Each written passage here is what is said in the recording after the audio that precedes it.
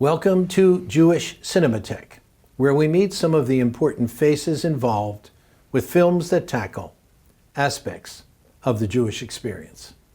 Today, I'm joined by director Brandon Kramer, whose film Holding Liat chronicles the heart-wrenching weeks during which the Beinin and Atzili families waited to hear whether and when their children Liat Beinin Atzili and her husband Aviv Atzili would return home. Both had been abducted from Kibbutz Nir Oz during the horrendous October 7 pogrom affected by Hamas. Kramer places us as a fly on the wall as we follow one of the families struggling with this situation. What could and should be done? What events were taking place around them that could foster or harm the release of the hostages taken? The film follows Liat's parents, sister, and children as they cope with the uncertainty of Liat and Aviv's situation. Liat's dad even joins a group of hostage relatives on a pilgrimage to Washington to meet with congresspeople and senators. We also listen in as family members debate the politics of the situation, offering different and often conflicting opinions about how Prime Minister Benjamin Netanyahu and the Israeli government should have or did react to the October 7 attack.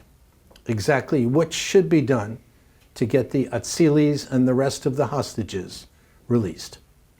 Holding Liat won the Best Documentary Award at the Berlin Film Festival and was selected to be shown at the Tribeca Film Festival.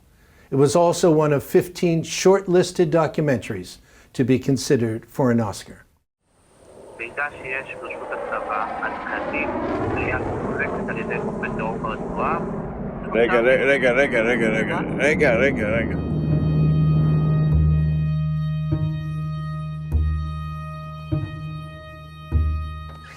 It is so hard not knowing what's going on with her. My biggest worry is that she's not with us anymore. We're being led by crazy people, whether it's on the Israeli side or whether on the Palestinian side. And the result is all this death and destruction. Yehuda and I deal with problems differently. The struggle for peace and reconciliation is the best way to respect Liat and Aviv and provide the human side to the story. I'm not going to thank them for abducting my parents and murdering my acquaintances. Let's just figure out where Liat and Aviv are. Let's just focus on that, Abba. We want to be supportive of the family, and on the other hand, I'm here and I disagree politically. Sometimes it's better to just be quiet, because you know what? For getting Liat and Aviv back, put a yarmulke on your head. No, I'm not going to run away. I'll stand my ground. There's no way of knowing how much longer this is going to go on. Who's holding her? Is she in a house? Is she in a cave? Is she being fed? Does she have her glasses? The longer it takes, the harder it is to stay positive. There's no guarantee that either of them are cutting out of this alive.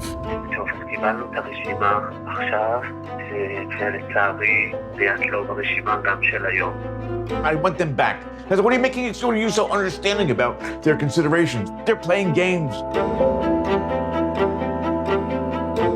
I feel your pain. I lost half of my family so far. I think every person in Israel, and I'm sure that on the Palestinian side, has someone that they have lost. So how do you even begin to coexist in that violent cycle? Your story is quite unusual. Mm-hmm. Can you talk about what you remember?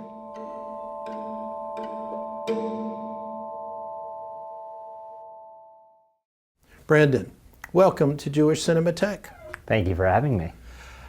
It's an amazing film. The very fact that you are there almost at the beginning after the October 7th attack. What was the connection that you had with the Atzilis? They're distant relatives of ours. So my brother and I, our first time visiting Israel was staying on Yehuda and Chaya's kibbutz. The parents. Liat's parents, visiting Liat's sister Tal in Tel Aviv. So they were our introduction to Israeli society over 20 years ago. And we stayed very close with them. 2 months before October 7th, we were at a bat mitzvah with them that Liat and Aviv were both at, dancing with them. And so when we found out that Liat and Aviv had been taken, we naturally reached out to their parents to express our love, our care, our support. And in that first text message, Yehuda responded to us almost immediately and said, "Can we get on a phone call?"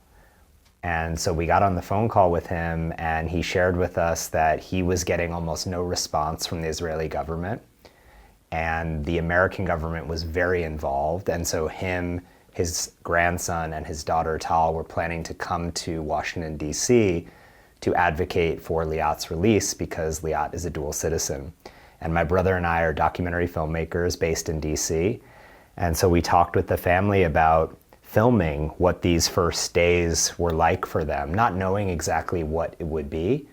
And what we began to document, we felt this real responsibility that what they were experiencing was so different than the narrative that we were seeing in the media and on social media about what the hostage families were going through.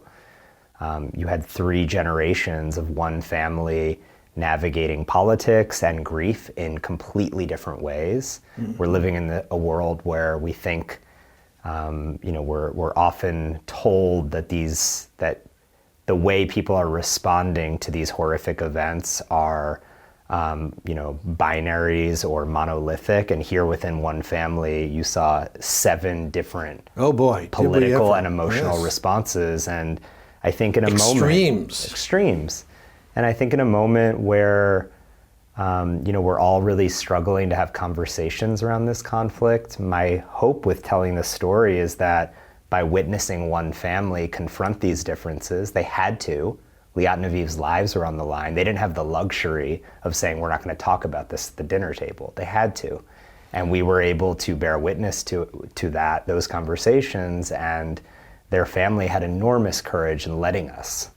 That's the amazing part of all of this. I mean, you are there and they're just, it's as if you're not there. They're comfortable, cursing, giving broad, at one point, one of the daughters says to her dad, "Dad, you're on camera." He says, "I don't give a hoot."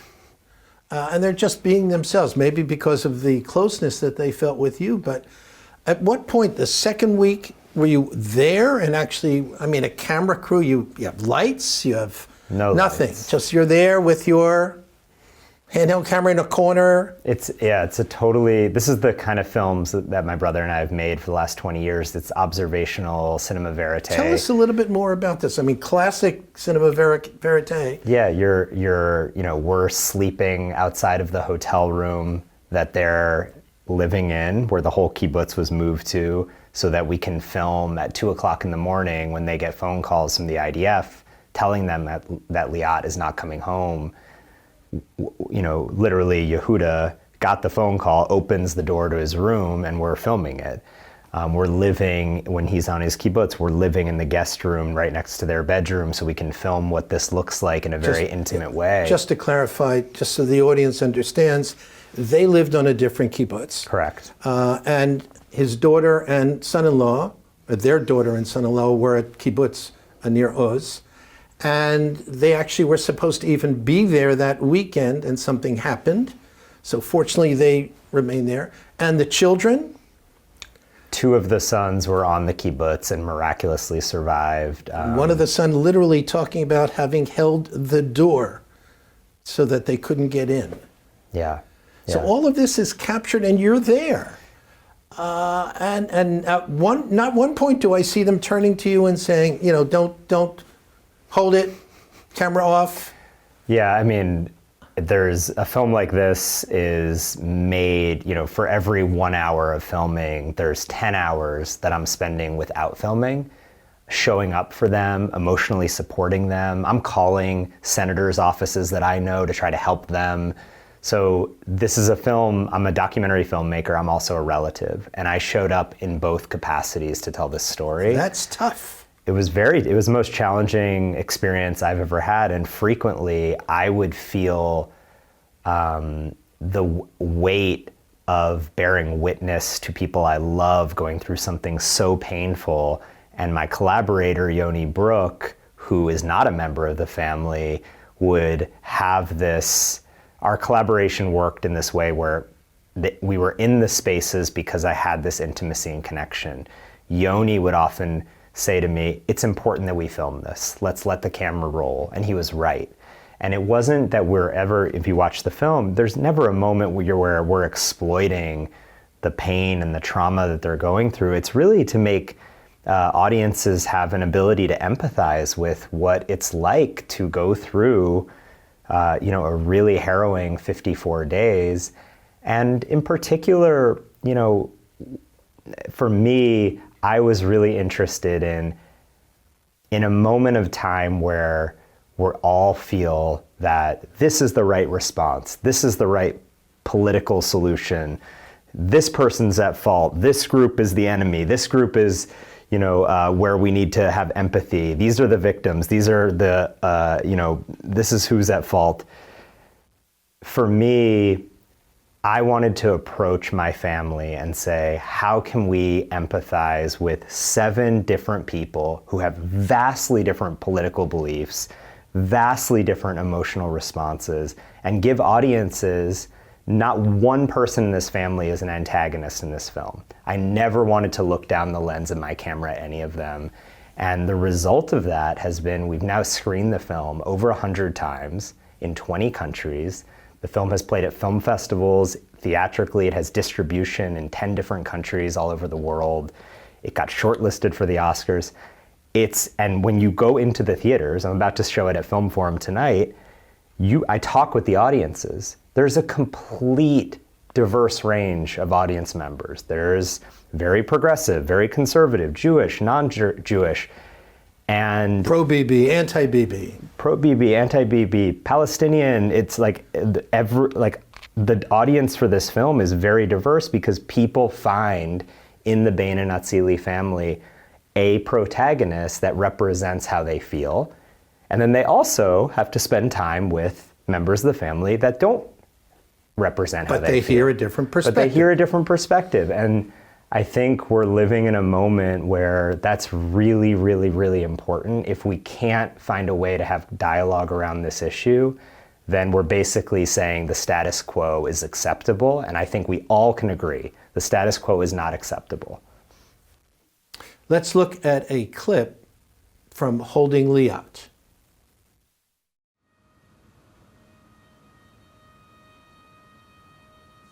Yehuda and I deal with problems differently. I feel that I have to be here with my grandchildren, but Yehuda feels that going to the American government is the only way to free the hostages. I don't know how much influence Yehuda will have, but if somebody has to go speak to politicians, it's certainly not me. So Yehuda's better at talking.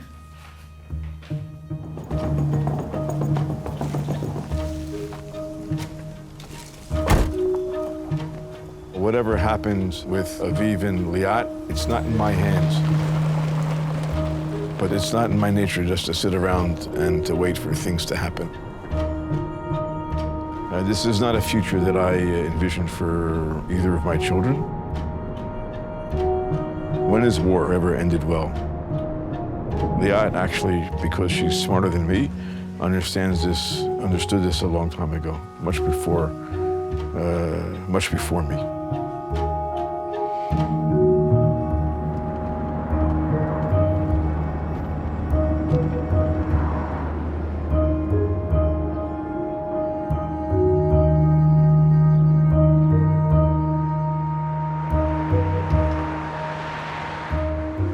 I'm a personal trainer, and I've lived in Portland for the last 9 years. I'm here on behalf of my sister and my brother-in-law, who were both taken. I'm also here on behalf of my 2 nephews, the survived, and I just want their mom and dad to come back. I'm so honored that you would be here. And, you know, my parents fled, you know, the Nazis, not all got out. We lost family at Kristallnacht. And the challenge of bringing your families back is front and center for me.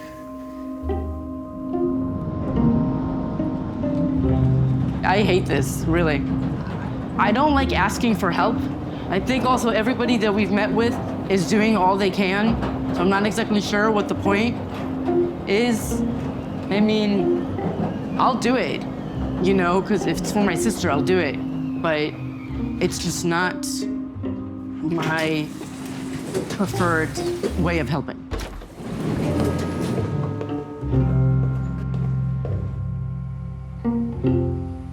I'm saying it in the name of my daughter and her husband as part of the hostage release. I think the most important message after this is all over is the question, now what? Reconciliation with the Palestinians is probably the single most important thing that can actually affect a change for the better in the long run. תן להם להגיע למסקנה לבד. בסופו של דבר מגיעים לפוליטיקה. לא, זה לא. זה לא. זה לא, לא, עכשיו לא. העיקר שאתה מגיע ללב שלהם, זה לא. You have two brothers, the father and his brother Joel, who left Israel, and even a daughter who picked up and left Israel.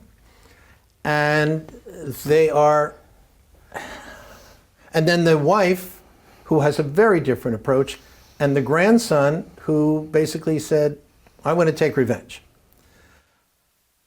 And yet, they love each other, but they are so different.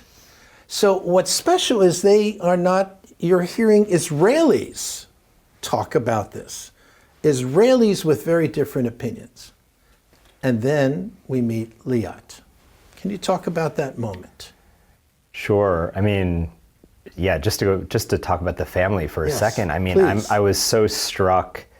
Yehuda, within days of his daughter being taken, is saying, if my daughter's life and my son-in-law's life is going to be on the line, then this needs to be a moment to call for peace, to call for reconciliation, to call for coexistence, which at that time was a very, very controversial and bold thing to say, maybe still is today.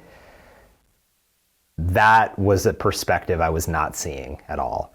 The fact that his grandson barely survived the attack and didn't want to have any dialogue or conversation around coexistence in that moment also was a really important perspective to understand. Tal, his other daughter, was just like, I want to get my sister home. I don't want politics to be a part of this at all. And then you have Ofri. And she's sitting in the United States. And she's in the United States. And then you have Ofri, who is one of Yehuda's grandchildren, who barely survived the attack. He wanted to go back to the kibbutz and be one of the few people working the land to feel closer to his father, who was in captivity. And then you have Joel, who is Liat's uncle, right, who lives in Portland, Oregon, who left Israel in the 1970s because he was so disillusioned with the direction that the country was moving in, and the realities around how the kibbutzim were built and the destruction of Palestinian society in 1948. And so for him, his perspective was really important. And so I wanted to invite these divergent experiences into one film. And then Liat comes home. And, when you're making a film like this, the entire film is my best attempt to authentically represent this family. Our team worked really hard to try to not put our own, a lot of the times when you're dealing with Israel-Palestine, you see films that are trying to advance a certain political perspective. This film is not that. This film is us trying to represent the complexity of this family's experience. But as a documentarian, that is so hard to do because you have your own opinions. I have my own opinions, but my I don't know the right path forward. I want peace. I want justice. I want people to live in safety and security and self-determination. I don't know what the best answer is. What I do know is that an inability to empathize and have dialogue across lines of difference is not getting us there. And so I feel more committed to authentic representations of the lived experiences of people who are directly impacted than I do my own beliefs around what needs to happen. I had no idea how Liat would feel. I knew I had a general sense of her beliefs and values, but after being held for 54 days, after her husband was killed, after her children were almost killed, her community completely destroyed, I had no idea how she was going to process this when she returned. When she returns, she still does not yet know the status of her husband. Correct. She was released from captivity. 12 hours later, I was there. I was in the hospital when she was released. It's in the film. 12 hours later, the IDF walked into the door of the hospital and told all of us that Aviv was killed on October 7th. So she's returning, finding out her children survived, 12 hours later finding out her husband was killed. And one of the first things she did after having a funeral and just going through her own immediate grieving process was she wrote an op-ed in the New York Times. And her op-ed in the New York Times is all about how it's about this principle called tikuma, which for her is about looking to the survivor generation of the Holocaust and how they looked to rebuilding instead of retribution. And for her, she wrote, I do not want a single person in Gaza to be killed or harmed in retribution to what happened to me and my husband. And she said, I want to work toward building a better future for my 3 children and the children of Gaza.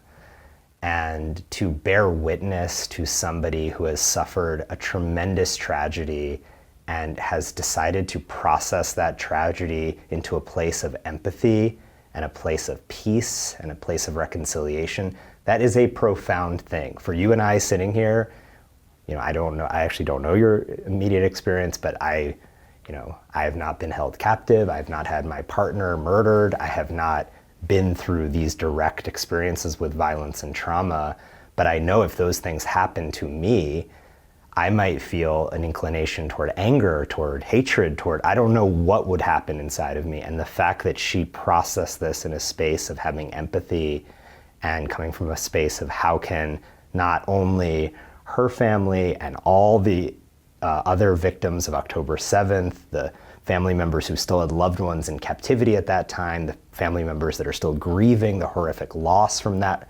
attack, but also grieving.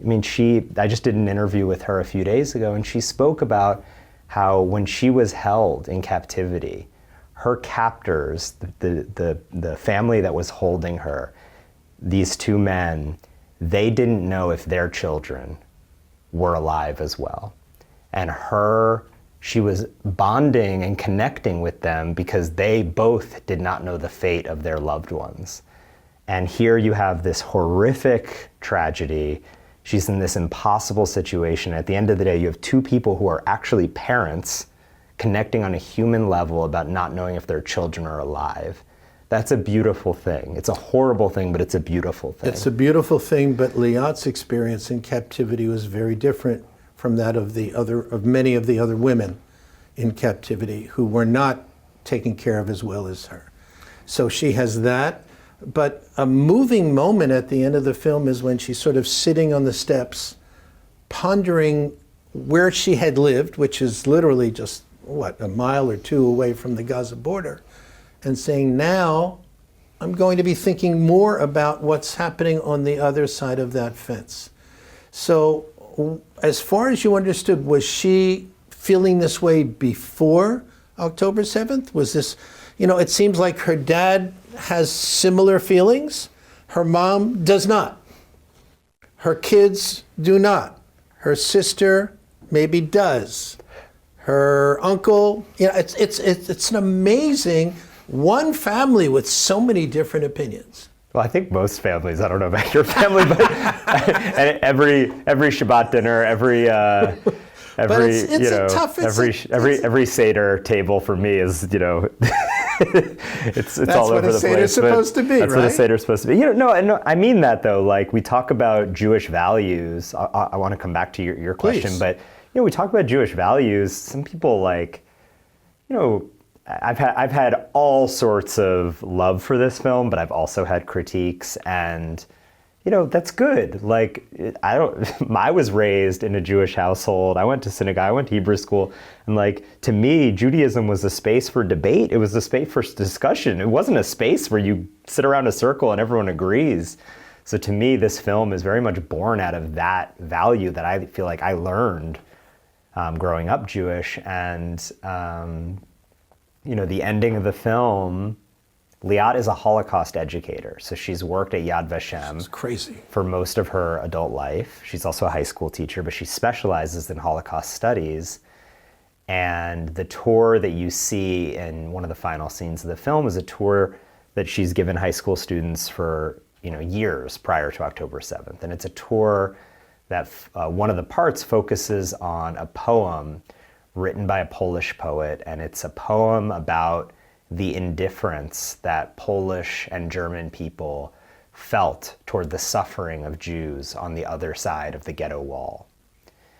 And what's so beautiful is after filming this tour that she had, we sat down with her and asked her, what does that poem mean for you? What is your expertise and understanding about this chapter of history for Jews mean to you, given what you've experienced? And she sat there and she shared that for her, after spending 54 days in captivity and living in Khan Yunis, in Gaza, seeing the bombing happening, around her, living without electricity, without water, really getting a direct experience in the despair that Palestinians are living through, she came back and felt this deep empathy and felt that, started to question her own and her community's indifference to what Palestinians are experiencing on the other side of the fence that they live through.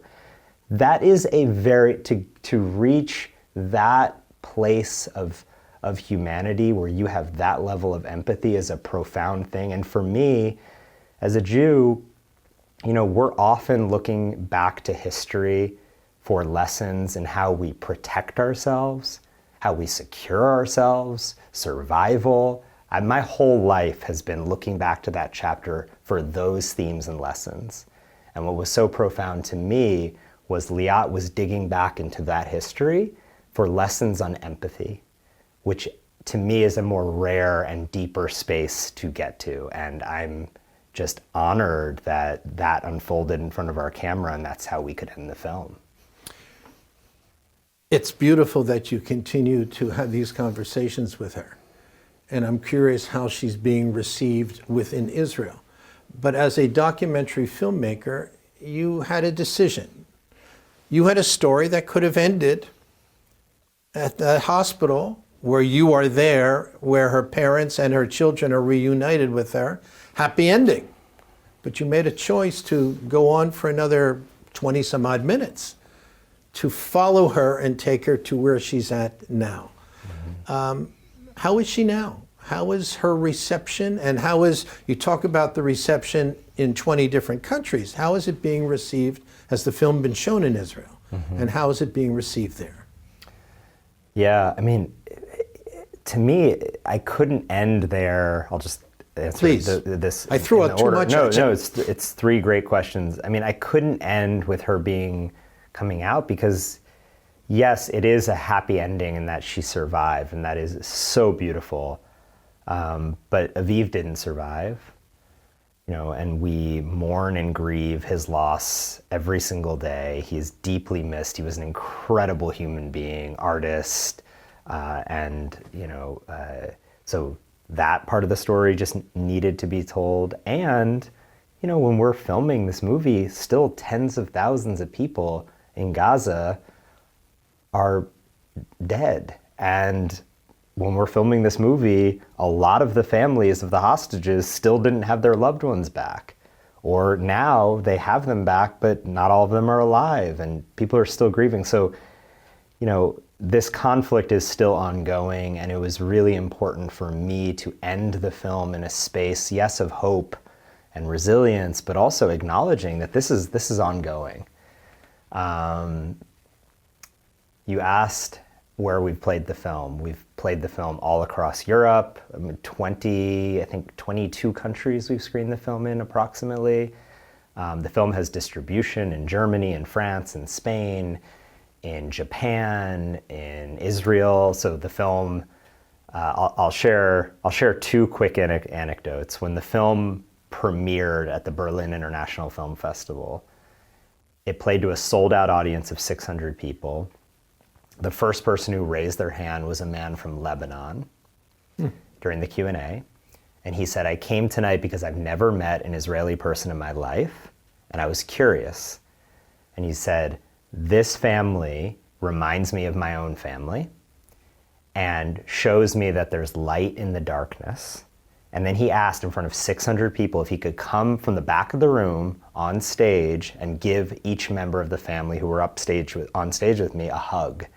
And that's what he did. And the entire audience applauded this moment of human connection. That's how our film was birthed into the world. It went on to win the top prize at the festival. 2 months later, we had the premiere in Israel. It was the opening night film at Dak Aviv, which is the largest documentary festival in Israel. It played at the Tel Aviv Opera House to a sold-out audience of 1,600 people. Wow. And the audience didn't just applaud at the end of the film. The audience was applauding throughout the film. So 15 times throughout, I was counting. Goosebumps. Throughout the body of the gosh. film, the audience is applauding this moment, and people kept coming up to me that day and then the subsequent days at the festival saying that their anger that they had been feeling, that this film gave them a space, that there's something about the Bain and Atzilis experience, their authenticity, their anger, that allowed them to connect emotionally. So, these are just two experiences of literally over 100. The film, people came up to us constantly throughout the making and the release of this film saying, "You're going to get canceled. You're going to get protested. People are going to, there's going to," just all of these fears coming at us. You can't make a film that's going to actually, reach different sides of this conflict.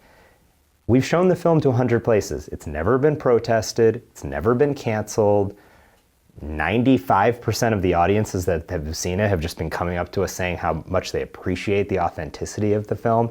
And for the 5% that don't like the film or have issues with it, they're coming up to me and they're telling me, and they're sharing their views in a space that's a movie theater where you're supposed to share if you like a movie or not. So, even people where the movie makes you uncomfortable. Since when are we supposed to make movies that make everybody feel comfortable? That's not what film's about. So I feel like the film is, every fear has been unrealized and every hope for this film has been realized. It's a credit to you, your ability to be there in your two roles and to pull this off. And I congratulate you. The film is called Holding Liat. Let me tell you, make sure that you're in a situation where you have a chance to talk after watching the film and bring in a couple of friends to watch it with you so that you can have these conversations. That's what this film's all about. Thank you, Brandon. It's been an absolute pleasure. Thank you so much for having me.